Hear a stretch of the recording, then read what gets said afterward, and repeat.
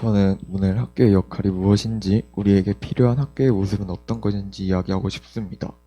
제가 처음 학원을 다니기 시작한 것은 중1 첫 시험을 치르고 난 뒤였습니다. 성적이 안 좋은 과목이 있었는데 사실 학교에서의 수업은 선생님들에 따라 수업 내용이 잘 들어오는 것도 있고 도대체 무슨 말인지 못 알아듣는 경우도 많았습니다. 하지만 성격상 그 자리에서 선생님께 질문하기도 부끄럽고 나만 튀는 것 같아 그냥 알아듣는 척 적당히 넘어가는 경우가 대부분이었습니다. 많은 친구들이 저와 비슷할 것이라 생각합니다. 선생님들도 잘 따라오는 아이들 위주로 수업을 진행하시고 딴짓하는 친구들은 수업에 크게 방해가 되지 않는 한 그냥 두는 따로 노는 분위기였습니다. 그러한 분위기 속에서도 좋은 대학을 가기 위해서는 공부를 잘해야 하는데 학교 수업만으로는 공부가 제대로 안 되니 어쩔 수 없이 학원을 가야 하는 경우가 많이 생깁니다. 이에 반해 학원 수업은 선생님들께서 내가 모르는 것은 철저히 짚어주며 오답 노트 등 공부하는 방법을 잘 알려주시고 진도를 따라갈 수 있게 해주시면서도 너무 강압적이지도 않고 딱딱하지도 않게 수업을 잘 해주셨습니다. 물론 학교는 한 학교당 학생 수가 많아서 그런 것일 수도 있지만 학교 수업은 왜 이렇게 못해주실까 아쉽기도 합니다. 또한 형편상 학원을 다니지 못하거나 비싼 과외를 받는 친구들도 있기 때문에 학교 밖의 학업은 학생들 간 격차를 더 크게 벌이기도 합니다.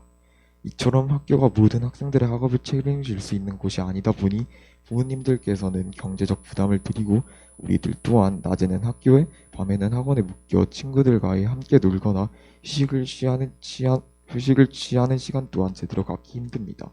어른들도 주 5일제를 하고 주 40시간 근무를 권장하고 있습니다. OECD 통계에 따르면 고등학생의 일주일간 평균 학습 시간은 일본이 약 32시간, 미국은 33시간, 핀란드는 30시간이라고 합니다. 그러나 OECD 국가 중 우리나라는 학생들의 주 평균 학습 시간이 무려 50시간에 이르며 전 세계에서 공부 시간이 가장 길다고 합니다. 그럼 전 세계에서 공부를 가장 오래 하는 우리나라 학생들은 학업 성취도는 얼마나 될까요? 2018년도 국제 학업 성취도 평가 결과를 보면 학업 성취도는 전 세계에서 높은 편에 속하지만 우리나라보다 공부 시간이 월등히 적은 일본과 핀란드도 우리와 비슷한 학업 성취도를 냅니다.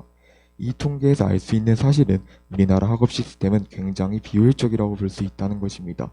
예로 많은 학생들이 자신의 꿈과 희망에 상관없이 몸만 학교와 학원에 사로잡혀 있고 마음은 딴 곳에 가 있는 경우가 많아 실제 학원에 다녀도 성적이 안 좋은 친구들을 보면 알 수 있습니다. 그럼에도 불구하고 중2인 제가 앞으로 중3을 거쳐 고등학생이 된다면 훨씬 더 많은 시간을 학원에서 보내게 될 것입니다. 어른들은 아이들에게는 뛰어놀아야 한다. 성장기에는 햇볕을 많이 봐야 한다고 하는데 실제 우리는 하루 종일 콘크리트 건물에 둘러싸여 지내고 있습니다. 그리고 좋은 대학을 가지 않으면 인생에서 패배하게 될 것이라는 무언의 압박을 사방에서 받고 있습니다. 수년간 대부분의 시간을 학교와 학원에서 보내던 것밖에 모르는 환경 속에서 살다 보니 이번 코로나 사태가 벌어지고 혼자 집에 있는 시간이 갑자기 많아지자 시간을 어떻게 써야 할지 몰라서 그동안의 스트레스로 인해 많은 친구들이 게임 등에 빠지는 부작용을 낳기도 합니다. 교육부나 학교는 다양한 방법으로 우리가 학교를 마치고 늦은 밤까지 학원에 돌지 않아도 되게 수업의 질을 높이고 학급의 모든 아이들이 수업을 잘 들을 수 있게 도와줘야 한다고 생각합니다. 선생님들께서도 힘드시겠지만 학교 수업을 좀 더 재미있게 준비하고 학습에 있어 반에서 제외되는 친구가 없게 학교 측과 함께 여러 가지를 개선해야 한다고 생각합니다. 예를 들어 반 인원수를 줄인다든지 특히 요즘 코로나로 인해 경제가 어렵다 보니 공공근로 같은 일자리 창출을 많이 한다고 들었는데 퇴직 선생님이나 관련 전문 지식이 있는 분들을 보조 선생님으로 지원하여 선생님들의 부담도 줄이고 더 많은 학생들이 학업에 뒤처지지 않을 수 있게 도와주는 방법으로 얼마든지 개선이 가능하다고 생각합니다. 코로나 시대를 맞아 온라인을 통한 비대면 수업을 한 지 9개월을 넘어가고 있습니다. 저는 사실 그동안 시험도 많이 치르지 않고 학교도 매일 가지 않으니 시간이 많아 방학 분위기로 지냈습니다. 아침에 일어나는 것이 부담스럽지 않고 느긋함을 느꼈습니다. 저는 이런 기분이 나쁘지 않다고 생각합니다. 밖을 자유롭게 다니지는 못하지만 무엇을 할 때 빨리 해야 한다는 조바심도 덜 느끼게 되어 좋습니다. 우리들에게도 이런 여유가 필요합니다. 학교는 공부만 가르치는 곳이 아니라고 알고 있습니다.